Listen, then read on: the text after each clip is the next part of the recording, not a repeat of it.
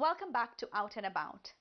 दोस्तों, कार्यक्रम के इस हिस्से में हम आपको ले चलते हैं मॉडर्न, जहां पर अहमदिया मुस्लिम कम्युनिटी ने आयोजित किया एक पीस कॉन्फ्रेंस। अऊज़ु बिल्लाहि मिनश शैतानिर रजीम। बिस्मिल्लाहिर रहमानिर रहीम। या अय्युहल्लज़ीना आमनू कूनू क़व्वामीन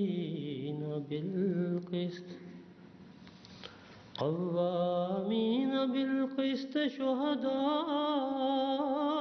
लिल्लाहि वलौ अला अनफुसिकुम अविल वालिदैन वल अक़रबीन।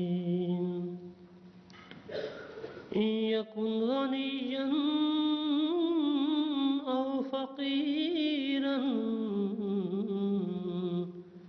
फ़ल्लाहु औला बिहिमा फ़ला तत्तबिउल हवा अन तअदिलू व इन तल्वू औ तुअरिज़ू फ़इन्नल्लाह कान बिमा तअमलून ख़बीरा। Today, after a period of 1 year, I once again have the opportunity to welcome all of our distinguished guests to this event. The National Peace Symposium is an annual event held at the Beit al-Futuh Mosque, the largest mosque in Western Europe. It is one of the flagship events of the Ahmadiyya Muslim community, and this year marks not only the 10th annual Peace Conference, but also 100 years of the UK chapter of the Ahmadiyya Muslim community. The symposium was initiated to promote a greater understanding of Islam and other faiths, and aims to unite people of all colour, creed and religion for one ultimate purpose: the promotion of peace in the world. The event is attended by over 800 guests, and in the past 10 years it has been host to Secretaries of State, parliamentarians, diplomats, faith and civic leaders, as well as representatives from numerous charities and faith communities. I just want tonight, as your mayor, to thank everybody in the Ahmadi community for what you're doing to promote the things that made London shine out for my great-grandfather today. You are promoting this city as the world's greatest city of peace and understanding, and I congratulate you on that. One prominent feature of the Peace Conference is the awarding of the Ahmadiyya Muslim Peace Prize. The Ahmadiyya Muslim Prize for the Advancement of Peace was launched in 2009. It's an international award which recognizes the work carried out to advance the cause of peace. It is given to those who made a distinctive contribution towards peace without favor or prejudice. The prize was launched in 2009 by the spiritual head of the worldwide Ahmadiyya community, Hazrat Mirza Masroor Ahmad Ayyadahullah Ta'ala bin Nasrihil Aziz, and is awarded in recognition of an individual or organization's contribution for the advancement of the cause of peace. This prize is for SOS children, and we accept this honor with immense gratitude. The money will be spent for our work worldwide, wherever the need is greatest. Thank you. Since its inception in 2003, the National Peace Symposium has brought together people. It has broken down barriers and united peoples of all colours, faiths and backgrounds together as one in the promotion of peace in the world.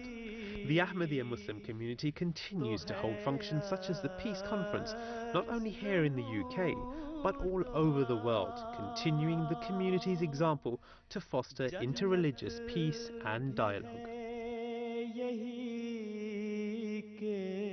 We constantly raise our voice calling for peace in the world.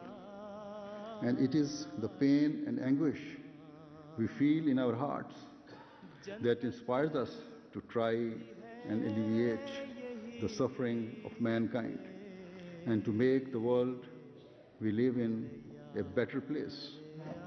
Indeed, this very function is just one of our many efforts towards achieving this goal. Well, I think His Holiness and the Ahmadiyya community are expressing the core of their faith in being active in promoting the cause of peace. Love for all, hatred for none is one of the key teachings of the Ahmadiyya community. And I think sharing that with everyone here in the UK, but also with all the people invited, whether it's politicians like myself, or whether it's community leaders or other faiths, or ambassadors from countries around the world, I think that is important, that we're engaging, discussing the issue of peace and how we can all now, different ways, play a part in making sure that we have peace in our world.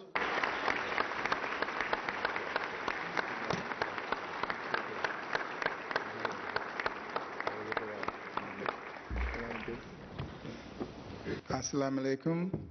Your Holiness, Hadrat Mizra Masroor, spiritual leader of the Ahmadiyya Muslim community, Excellencies, Honorable Ministers, distinguished honorees, guests, ladies and gentlemen. I'm deeply honored and humbled to receive this award for the advancement of peace, since I know there are many others as deserving as I.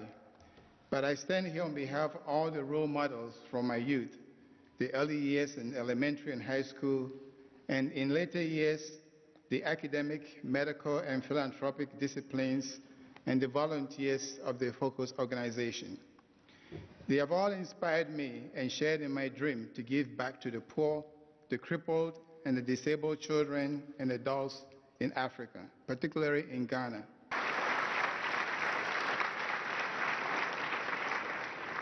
The event was attended by several hundred guests, including ambassadors, special dignitaries, members of parliament, representatives from charities and faith communities.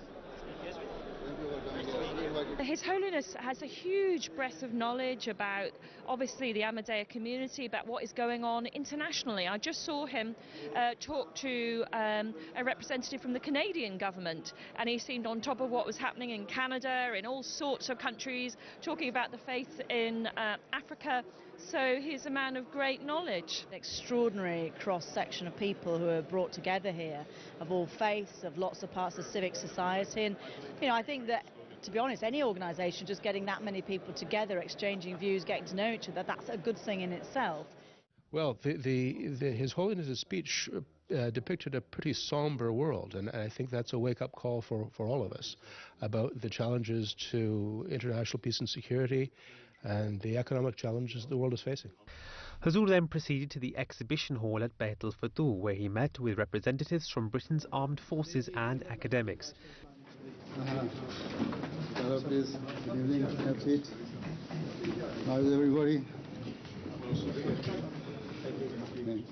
This included Commander Eugene Morgan, commanding officer of HMS President, Captain Doug Spencer from the Royal Marines, and Professor Malcolm Giles, Vice Chancellor of the London Met University. I was asked by Commodore Atherton to pass on very, very best regards.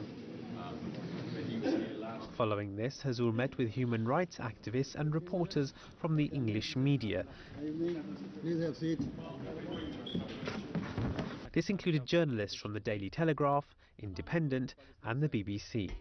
Yes, I do. A little bit. The final group of people to meet with Huzur were senior members of the Pakistani community in the United Kingdom and representatives of the Urdu press. I was talking about what Surat Nisa says about inheritance of properties, about forced marriages, about rape should not be. There were some Sikhs as well. So I think a gathering like this is very desirable, because by coming here they begin to understand the true message of Islam. I thought His Holiness really touched on so many different aspects in geopolitics, and his analysis, I think, showed a great depth of wisdom and an awareness of various situations.